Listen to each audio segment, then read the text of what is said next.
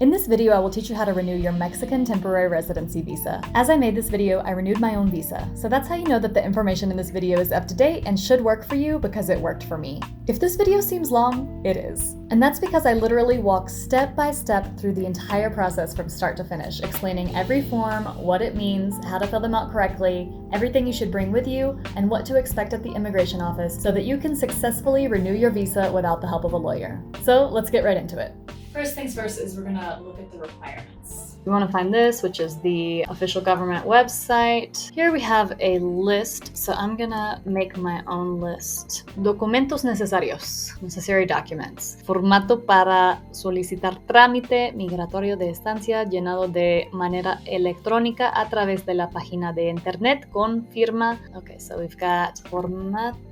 I'm going to write this list in English. Form to request the process filled out electronically. All right, so next. FMM con una vigencia de hasta 30 días naturales. This is important. You cannot go to renew your visa until it has 30 days or less before it expires. FMM is also AKA your visa card. All right, next. Formato básico debidamente llenado. So I will leave that in Spanish because that's just, the name of this form. Formato básico. Here we have the link, so we'll go ahead and save this. Done, I can close that. Si presenta FMM, adjuntar alguno de los siguientes documentos. Válido, Okay, so it's just saying some kind of document about your identity from your home country, which in this case, for most people, it's going to be passport, so we'll just put passport. 3 fotografías. Before, you did have to bring photographs with you, but I read on some expat groups that that's no longer true, and the last time that I was in the immigration office, I was there recently to change my address, and while I was there, I asked if it's still necessary to bring photographs. They told me no. So someone from the immigration office told me we don't have to anymore, so I'm going to leave that off the list. Comprobante que acredite el pago de derechos. So this sounds maybe a little bit confusing, but this is just comprobante means like a proof of payment. Pago de derechos means like paying for the renovation fee. So we're just going to put proof of payment of renovation fee. Okay, presentar los documentos que acrediten alguno de los siguientes supuestos. So this is talking about like your reason for being in Mexico. So this is someone who's got like a provisional visa of some kind, which doesn't apply to me. I'm going to skip over these circumstances that don't apply to me. I qualified for residency under financial solvency, but if one of these other categories does apply to you, stop and read it carefully to see what's needed, like a job offer, letter from university, or etc. And then we have this, condición de estancia ortogada por unidad familiar u otra circunstancia. So this one does apply because it says like condition of your stay because of family unity or other circumstance. In my case, it's not a family thing, it's other circumstance. They have this link, which we're gonna open. So here we have this document, which is 2 pages. The second page says menor de edad, underage. So that would not apply to me. So I'm gonna save this document as well. So let me write that on the list. Letter stating my conditions haven't changed. This one here says the foreign person should present themselves personally to the migration authorities. And then here, I've noticed it lists the proof of payment a second time, so we're just going to ignore that. So now we have our list of everything that's needed.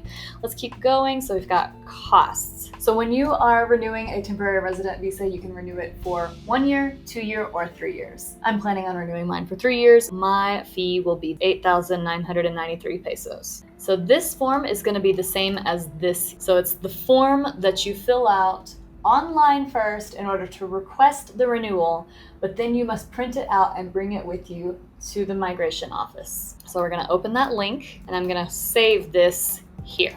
And then that should be, the last thing is going to be we need the link in order to pay the fees. I don't see it here on this page, which is a little bit confusing. I actually already have it saved, but I want to show how we can find everything from the start. Comprobante que acredite el pago de derechos. So here is our clue. Pago de derechos is like the name of the fee that we need to pay. And because it's not listed on this page, we're going to find it. Formato de pago de derechos, and I typed in INM pago de derechos. Yes, so this is the right thing. I'm going to save this here. 2 things I'm going to need. The visa itself and my passport. Although it didn't say on the website, I'm 100% sure they're going to want copies, so I'm going to make copies. I have my printer located in a really weird spot, but just bear with me. And the passport goes in. I'm gonna scan that. And now the visa goes in. I'm gonna scan both sides. I'm guessing y'all probably know how to print stuff, so I'm not gonna show you that process, but here we have it. Copy of the passport, copy of the visa. Formato básico, printed. Let's fill it out. So I'll just do a quick breakdown of more or less what needs to be on here. So apellidos, last names. If you have two, obviously put both of them. If you are like me and just have one, you write your last name. Nombres. Make sure you put all of your first names. So in the US, of course, we have typically first name and middle name. I've heard of people getting rejected for only putting their first name. You need to put first name, middle name, last name. Sexo, hombre o mujer. So you put if you're a man or woman. Date of birth, put 2-digit day, 2-digit month, 4-digit year. País de nacimiento, like the country you're born in. Nationality, so in this case I'm gonna put Estados Unidos de América, and nationality estadounidense. Type of document, so pasaporte o documento con el que se identifica el extranjero. In this case, because I'm renewing, I'm going to write FMM, and then the number of the document is gonna be the number on the back of my visa. So the visa has two sides. It's not gonna be the number that's on this side, but the number that's on the other side. Maximum level of studies, area of knowledge, habla español. I would write yes, I speak Spanish. Number of children, 0. Religion, entre qué calles se encuentra su domicilio. In Mexico, apart from just listing your address, sometimes on delivery apps and things like that, they want you to say what streets your house is between. So if you look on a map, you could say, okay, my house is on this street, but it's between this street and this street. So you would want to write that here. I don't know how to translate this, but this is like information about, I guess, physicality. So estatura, like how tall you are. Of course, you're gonna write this in centimeters. Peso, how much you weigh in kilograms. Color of skin. So I asked my boyfriend about this. He said that as far as he understands, the options should be like caucásico, negro, mestizo, o asiático. So you can put Caucasian, black, mestizo, which is like mixed, I suppose. I asked him and he said that someone who's mixed, even if they're not indigenous mixed, would also put mestizo or Asian. So in my case, I would write Caucasian, and then señas particulares like tattoos, moles, scars. Lugar de procedencia, Internacional Mexico. So this is like country of residence before coming to Mexico. I would write United States, name of the city or town. This would be the county, and then estado, blah, blah, blah. So I would write the state that I lived in. Next, para menores de edad. So this is for people under the age of 18, so I will skip this part. Actividad en su país de residencia. This part is confusing because it says activity in your country of residence, which when I first read it, I was like, well, my country of residence is Mexico, but then directly below that it says like activity in Mexico. So I was like, wait. Basically, because of that, I figured what they want here is activity in where you lived before Mexico, the place that you mentioned here. So I wrote principal activity, trabajar, work, situación en el trabajo, like work situation. I wrote employed, occupation. I wrote my prior job title here, sector or branch of work. So I wrote what industry it was. Ingreso promedio neto mensual en pesos mexicanos. So this is your net monthly income in Mexican pesos. So I looked up what it was in dollars, changed it to pesos, and wrote what I earned per month here. Next, actividad en Mexico, activity in Mexico. Principal activity, whatever. Situación en el trabajo, situation in work. Here I wrote inactive, inactiva, because I came on a financial solvency visa, which says that I don't have permission to work, so I'm just leaving that I am not working currently. Occupation, I put not applicable because of that. Sector or branch of work, I put not applicable again. So this is like your, once again, your monthly income in Mexican pesos. This means like people who work close to the border, so I'm gonna leave that blank. I'm gonna sign my name here. Your signature is actually very important. It has to look exactly like your signature on your passport. This is the state of Mexico that you're in, so in my case, that would be Ciudad de Mexico, and then the date. So that is your formato básico, completely filled out and ready to go. So now I will mark that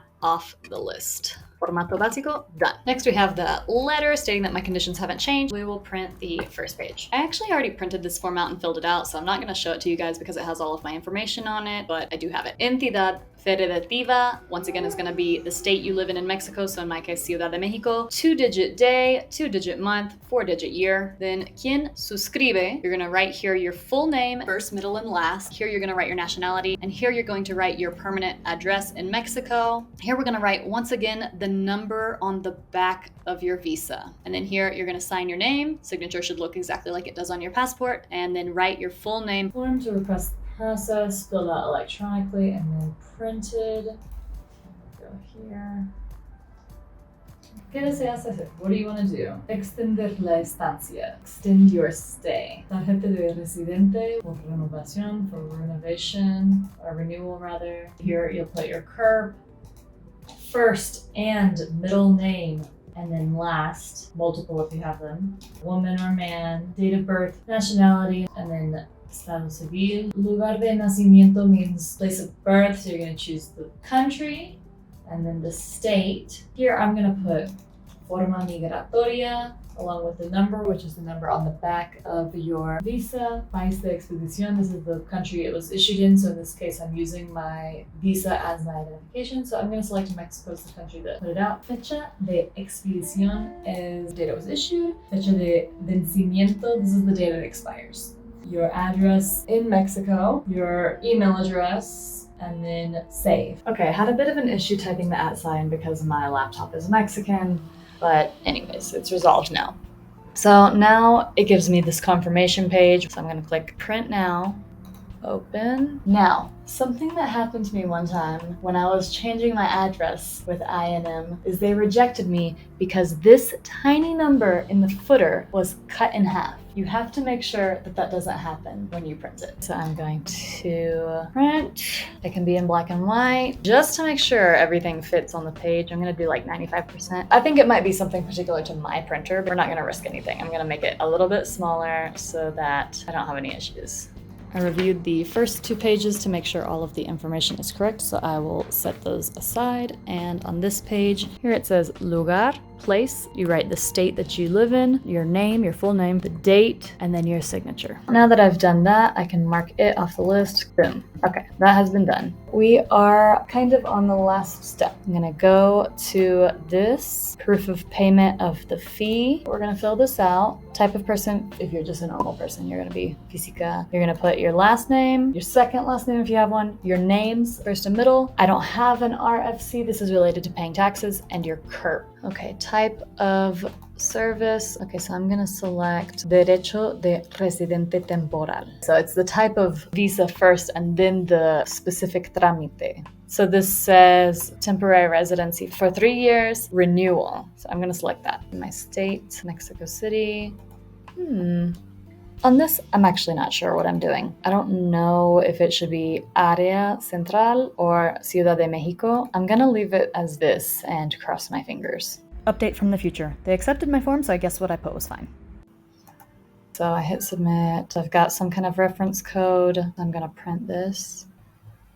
That is halfway done because I still have to go and pay it, but I'm going to mark it off the list for now. I'm not entirely sure why this isn't marked off the list. I'm pretty sure I already did that, so we're going to mark that off. So now the list is complete. So I'm getting ready to go out the door to pay the Pago de derechos in the bank. When I get to the bank, I will get in line. Someone will attend to me and they will ask me what I'm there to do. So I will say, necesito hacer un pago a ventanilla, which means like a payment at the window. They will give me a number and then call me. When I am paying this, I will say, voy a necesitar un ticket y un sello. Also, I asked my friends and they said that anytime you do un pago a ventanilla, that you have to pay in cash. So directly before I enter the bank, I will use their ATM to withdraw the 8,993 pesos. This is the form I gave them, and this is what they gave me as a proof of payment. This is what it looks like. This is the stamp. So now that I'm home again, I am going to make copies of this because you never know. Okay, now I should actually have everything. So I'm gonna go through my list one more time and just look at everything. I have filled everything out, so just make sure that you double and triple check everything because the smallest little thing could lead to a rejection. We only wanna have to do this one time. I should have everything. One thing I didn't mention is that I printed my bank statements and brought them with me. It's not listed as one of the requirements and generally they don't ask for them, but I've heard that in some offices they have been asking for bank statements lately. In the end, they didn't ask me for them either, but I still think it's a good idea to have them with you just in case. The only thing that's left now is to go to the immigration office tomorrow morning. I have heard the best method is to get there super early. It's not true, it's not the best method. I'll explain what I mean at the end of the video. So my plan is tomorrow to go at 5 a.m. to try to get a 9 a.m. appointment. Let's see how it goes. Side note, but very important, make sure you bring a book with you. Next day at 4:17 a.m. Arriving at the immigration office at 4:25 a.m.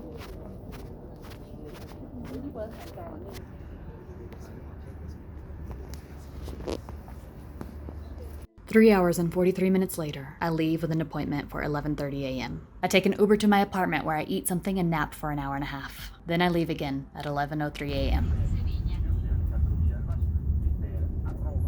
You can't use your phone inside the immigration office, but I managed to make a timeline of what happened. I couldn't film or take pictures because of the no phone thing, but enjoyed the backdrop of these pictures I found on the internet while I explain everything. Getting the appointment. 4:25 a.m. I arrive and get in line. 6:15. There's movement in the line. 6:29. The line advances. 6:54. The line advances. 7:21. The line advances. 7:44. The line advances again. We go inside the building where we get in another line. 7:57. They call me to the window and then tell me to come back at 11:30 a.m. The appointment. 11:28 a.m. I arrive again and wait in a small line outside. 11:30. They call my name from a list. I go inside the building and get another line where we stand for nearly 2 hours. 1:09 p.m. They direct me to sit down and then I spend almost an hour playing musical chairs, advancing to the next chair as they call people to the windows. 2:05 p.m. They call me to the window, I go to the window, give the agent my documents, and then I stand there while he reviews them and has me sign a few things. 2:34 p.m. They tell me to go upstairs, I go upstairs, and then they take a document from me and tell me to sit and wait. 2:56. They call me to come and do fingerprints and take a photo. They ask me a few questions about what I do in Mexico, almost like an interview but not really, and then they tell me to go sit down again. 3:09 p.m.